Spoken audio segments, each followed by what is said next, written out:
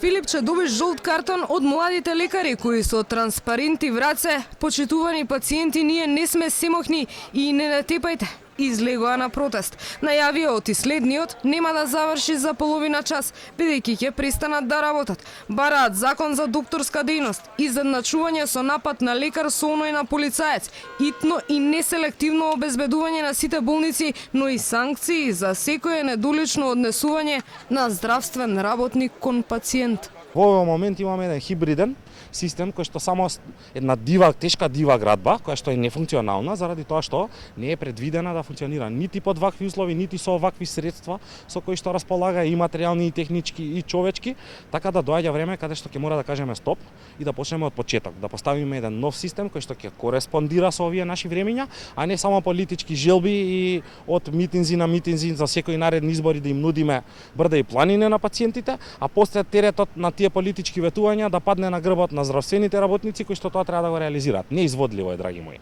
Од синдикатот на клинички центар, откаде јавно го поддржаа протестот на Асоциацијата на специјализанти и млади лекари, побара и 24-часовен видеонадзор во сите болници и подвлекоа оти системот е нефункционален, ама го искритикуваа и пристапот на министерот Филипче во однос на решавањето на проблемите.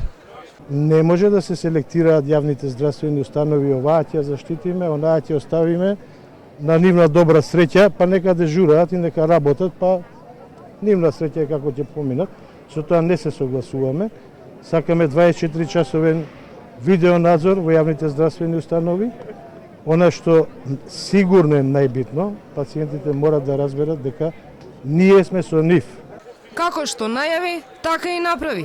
И Филипче дојде на протест. На новинарско прашање дали протестира сам против себе, одговори оти само давал поддршка против насилството кон лекарите. Моето присуство овде е поддршка во смисла на тоа да сметаме дека треба да се превземат сериозни процеси кои што досега не беа превземени, за да се врати дигнитетот на здравствениот работник, за да пациентите имаат поголема доверба во здравствените работници. Освен критики кон министерот, младите лекари соостри зборови кон лекарската комора. И тие, како и многу други доктори, веќе подолг период велат дека комората не го заштитува ЕСНАФот, па на моменти работи дури спротивно на нивните интереси. На прашање на Алфа, председателката одговори оти тоа не било точно, како и дека имала среќа, бидејќи јавното мислење не се креирало врз основа само на една изјава.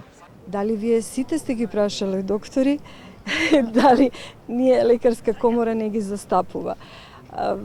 Не можете, јавното мислење не се креира од една изјава. На среќа. Првиот човек на лекарската комора е и директор на клиника. За подсетување, директорите на клиниките ги назначува министерот за здравство.